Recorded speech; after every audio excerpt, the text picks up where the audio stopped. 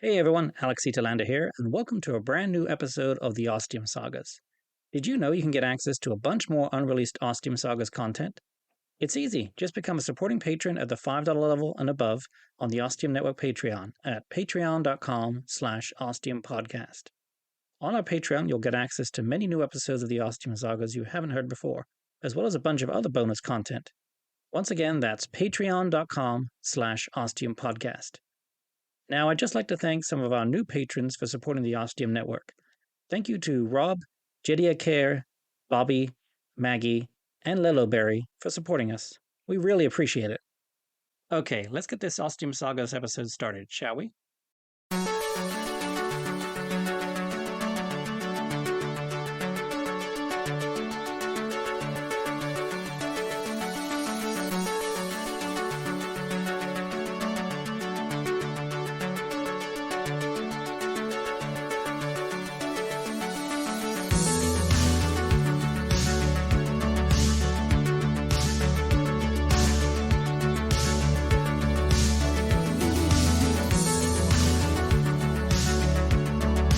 The Ostium Sagas.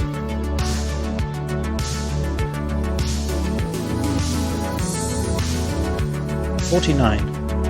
Saga 3. 66 million years ago. Recorder's Endnote. Part 4.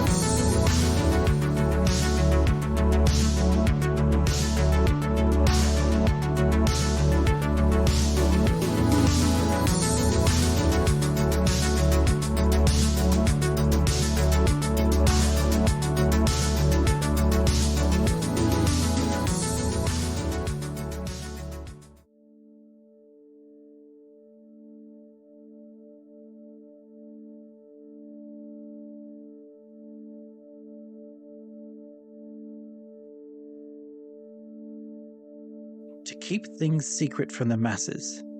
Yeah, I had alarm bells going off too. I can't help but think of dictatorships and shades of Orwell's 1984, with a clandestine group deciding what people can and can't know. But I don't want to just immediately jump to conclusions here. There's probably a lot more going on that I don't have a clue about, let alone understand. And my one data point is the Ostium Sagas. Would I want everyone knowing about the existence of the town of Ostium and the Ostium Network? No bloody way. So let's see what Harcourt has to say next. Message continues. Very well. Now we move on to your second question. Has the Conclave always remained both secretive and powerful? Well, the easy answer to this is yes. But I know you wish for more. And to do so, I need to go into more detail about the goals of the Conclave and how it's altered over time. The secrets those first members of the Conclave kept to themselves were not of strange gods and magics, as you might think, although they were to do with a system of beliefs that the ordinary people of the time would simply not comprehend. These were the beginning days of science, the genesis of empirical fact and trial by experimentation. Much credence and credit is given to the Renaissance as the birth of science and factual belief, and before that, they looked to ancient Baghdad and the Muslim people. Then the ancient Greeks before. Yes, each of these people and civilizations made important strides in the sciences, but the true birth of science and not believing in a higher being controlling all that goes on around you begins here, in the very ancient time of the Conclave. Of course, the ordinary people of the time believed in many gods and the power they wielded over them, as well as their ability to orchestrate events. If they were told by the Conclave that there is an apparent invisible force that exerts a power of everything and causes objects to both remain on the ground and fall back to the ground at a specific rate that has nothing to do with any deity, they would be laughed at by all. Then perhaps ostracized if things took a turn for the worse, and finally executed if matters really became dire. So they kept these proven and verifiable findings within the minds and mouths of the Conclave. Nothing was committed to stone, no words or theories written down. Over time, they increased their number, but only with those they absolutely believed would support the goal of the Conclave and maintain its edict until death. The decades and centuries went by, and then a millennium passed. Our numbers grew significantly, but not outrageously. For the most part, they maintained a distance from the big events taking place, not just in the ancient and Western world, but across the entire globe.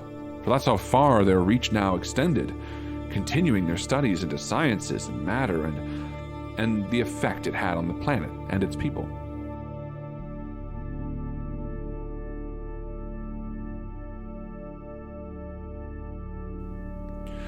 They were able to exert not so much a control, but certainly a influence over governments and leadership with everything they knew and had learned. Along with research and sciences, the Conclave recorded the history of the many people, keeping the records. For here, things were written down. There was no real other way to maintain such extensive records. Within the Conclave, in secret locations surrounding the globe, that was within our possession. Because we were able to make predictions over certain events, such as weather patterns and occurrences, celestial observations, as well as compare them with past events with the aforementioned historic documents, those in power soon learned that as far-etched as what the Conclave predicted might seem, it always came to fruition. Only a few instances of proof were needed to convince these powerful governments, whether they be Greek, Egyptian, Tang, or Aztec to name a few. Naturally, said governments also knew to keep these details to themselves and were sworn to secrecy, and for the most part adhered to this. Over time, there have, of course, been some instances where word has gotten out and spread a little.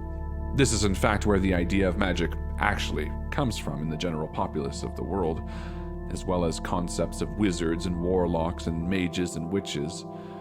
For what the Conclave knew and could convincingly predict without fail could only be considered magic, or a conjuring of the devil, and not something explained by science and empirical data. And so time has continued to pass, and the Conclave has continued to grow in numbers, replacing those who pass on. For all who join the Conclave remain a member for life, and its power and secrecy has simply continued to grow. I understand this is a very long-winded answer to one of your questions, but I feel all points I've made are pertinent and go towards answering your question. I trust you have remained interested so far, and now let us move on to your third question.